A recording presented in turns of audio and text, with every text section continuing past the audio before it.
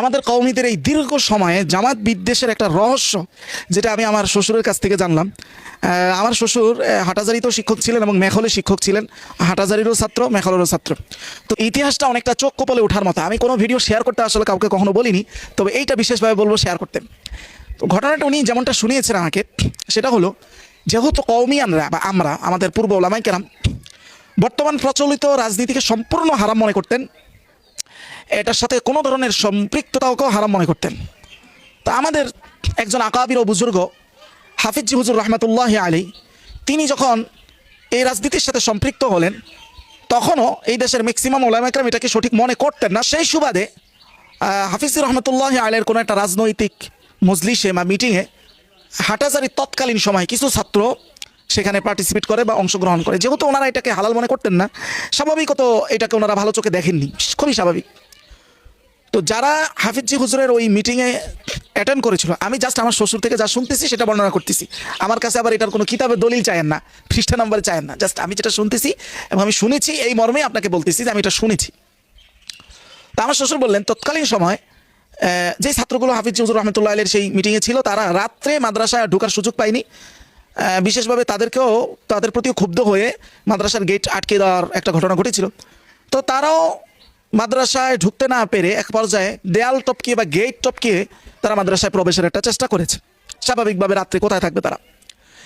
এই চেষ্টার মধ্য দিয়ে একজন এই চেষ্টা করতে গিয়ে বিদ্যুতের শক খেয়ে জাগাতি ওই যে কোনো একজন ছাত্র সেখানে মৃত্যু কোলে ঢলে পড়ে। এই ঘটনাটা যখন ঘটে গেল, তখন স্বাভাবিকতই এই বিষয়টা, এই সাবজেক্টটাকে কেন্দ্র করে মাদ্রাসার মধ্যে একজনের একটা উত্তেজনা ছড়িয়ে পড়লো। উত্তেজনার রেশ ধরে মাদ্রাসায় স্বাভাবিকত মাদ্রাসার তৎকালীন সিস্টেমের বিরুদ্ধে অথবা কোনো ব্যক্তির বিরুদ্ধে বা পরিচালকের বিরুদ্ধে একটা আন্দোলন হয়। ওই আন্দোলনের রেশ ধরে আবার মাদ্রাসা কর্তৃপক্ষ, যেহেতু আমাদের কওমি মাদ্রাসা অবশ্যই এটা হয়ে থাকে, যেহেতু এটা সাহিত্য শাসন, একজন যিনি পরিচালক থাকেন ওনার কথাই এখানে আইন, এটাই শেষ কথা, এটাই শুরু কথা।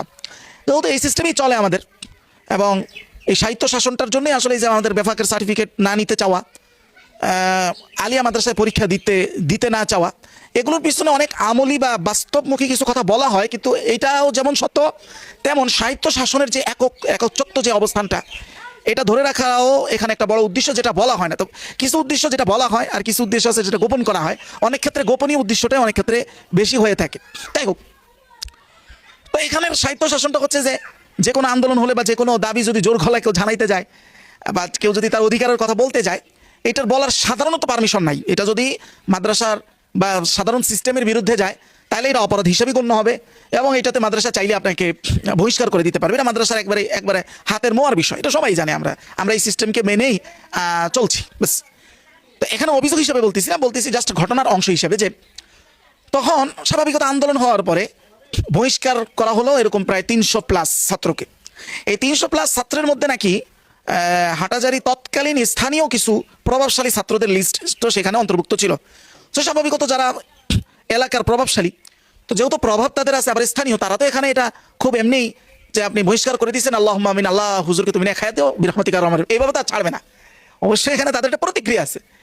তো প্রতিক্রিয়া স্বরূপ তারা তৎকালীন ওই এলাকার কিছু জামায়াত সংশ্লিষ্ট কিছু ভাইদের সাথে হয়তো তারা তাদের আশ্রয় চেয়েছে, যে ভাই আমাদেরকে তো এইভাবে বের করে দিছে, ইত্যাদি ইত্যাদি, আমাদের জন্য কিছু করেন। এই বহিষ্কৃত ছাত্র কওমি মাদ্রাসা থেকে, যাদেরকে কওমি গোলামির কারণে বহিষ্কার করা হয়েছে, তো একজন ভাই মারা গেছে এমন কাজের জন্য যেটা আজকের সমস্ত হুজুরদের কাছে হালাল, তৎকালীন হারাম ছিল। ওই মৃত ভাইটার জন্য যখন দাঁড়াইতে গেছে, তখন আবার বহিষ্কার।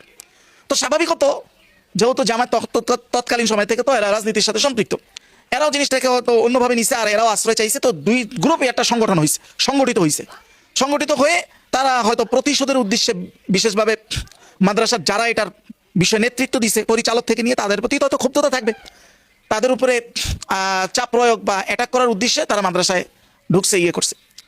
পরবর্তীতে যেটা জানা যায়, তারা যে উদ্দেশ্যে ঢুকছে এটা তারা সুবিধা করতে পারে নাই তেমন। তো এই ঘটনাটার পর থেকেই যেহেতু সারা বাংলাদেশে আমাদের কওমি আমরা যারা আছি, হয় সরাসরি হাটাজারির ছাত্র আমরা, আর না হয় ছাত্রের ছাত্র অথবা ছাত্রের ছাত্র, মানে আমাদের হাটাজারির সাথে আমাদের একটা রুহানিয়ত তো থাকতেই হবে, এটা তো আছে। তো ওই যে হাটাজারির মাদ্রাসার উপরে যে এই কর্তৃক যে একটা চাপ আসছে, অথবা এই যে ঘটনাটা স্পেসিফিক যে ঘটনাটা ঘটলো, ওই ঘটনার পর থেকেই এটা সারা বাংলাদেশের ধীরে ধীরে কওমিয়ানদের মধ্যে ছড়িয়ে গেছে যে এই দলটা, এরা যদি কখনো ক্ষমতায় আসে আমাদের কওমির ইট বালু যা আছে সব খুলে নিয়ে যাবে। এবং এই ধারণার পিছনে যে মূল ঘটনা এটা আমাদের ম্যাক্সিমাম এখন জানেও না, কিন্তু আমরা ওই আমাদের মাথায় যেটা আমাদেরকে ঢুকে দেওয়া হয়েছে এটা আমরাও লালন করি। আমাদেরও আশঙ্কা হয় যে ওনারা যদি আসে তাহলে কি যেন হয়ে যাবে, আমাদের তো ইয়াগুলো বন্ধ করে দিবে। তো আমার শ্বশুর থেকে শোনা যে ঘটনাটা, এই ঘটনাটা যদি সঠিক হয়, এটার প্রেক্ষিতে আমার কথা হলো যে দেখেন, এরকম অনেক বিষয় আসলে আমাদের ভুল ধারণা, বা এই ঘটনা যে সত্যিও হয়, এখানেও মূল দায়টা আমার দৃষ্টিতে আমাদের গোড়ামি। একটা ছেলে মারা গেছে, সেখানে শোক বা দুঃখ প্রকাশ না করেও সেখানেও দাবিরত ছাত্রদেরকে বহিষ্কার করার যে ধৃষ্টতা, এটা আমাদের এখানে ভাই আদবের মধ্যেই পড়ে বা খুব স্বাভাবিকের মধ্যেই পড়ে। আমরাও সেটা মেনে নিয়েছি, মেনে নেওয়া ছাড়া আমাদের উপায়ও নাই। যাই হোক, কিন্তু আপনি কোরআনের একটা আয়াতকে দেখেন, ওই ঘটনাকে কেন্দ্র করে আপনি শত বছর ধরে এই জুজুর ভয়টা কি রাখতে পারেন কিনা, এটা আপনি বলবেন পারেন, যেহেতু আমাদেরকে এইভাবে পারার জন্যই প্রস্তুত করা হয়েছে, তো সেটা তো এক হিসাব। আমি এই প্রশ্নটা কোরআনের কাছেও রাখতে চাইছি, এটা কি আমরা পারি কিনা। আসেন, সূরা হুজুরাতের 9 নম্বর আয়াতের বর্ণনা আল্লাহ তাআলা বলতেছেন, ওয়া ইন তাইফাতানি মিনাল মুমিনিনা ইকতাতালু। আপনারা শব্দ খেয়াল করবেন, ইকতাতালা ইয়াকতাতিলু, ইকতিতাল মানে হলো ডাইরেক্ট কতল করা, মানে হলো যুদ্ধ, সশস্ত্র যুদ্ধের কথা আল্লাহ বলতেছেন।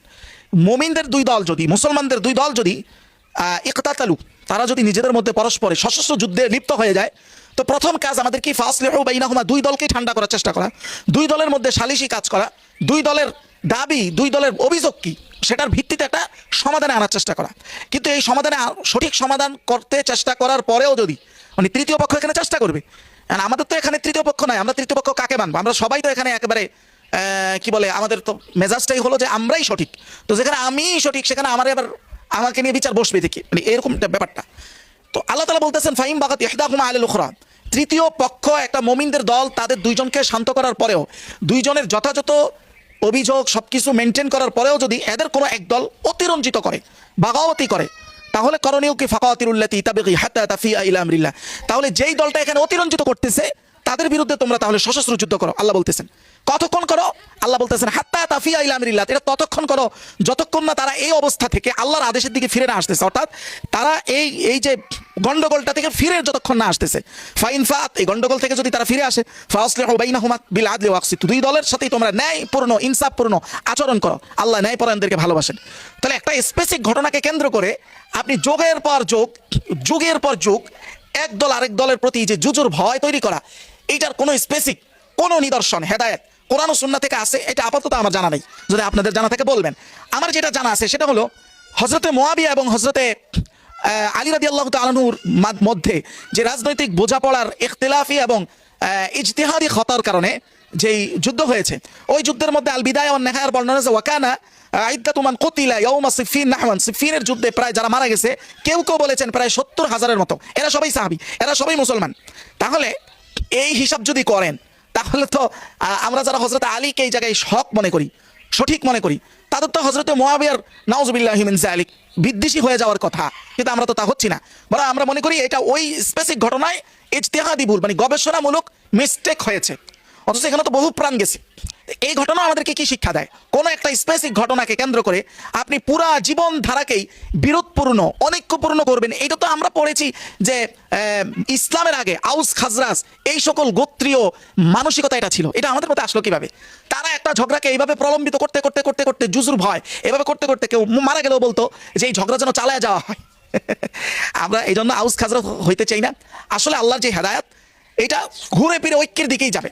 ঐক্যের জন্যই আমাদের আসলে সব কিছুকে সামনে রাখা উচিত, অনৈক্যকে প্রলম্বিত না করে আমরা যেন ঐক্যকে ত্বরান্বিত করি। এটার জন্যই আমাদের এই পর্যালোচনা বলাটা। আল্লাহ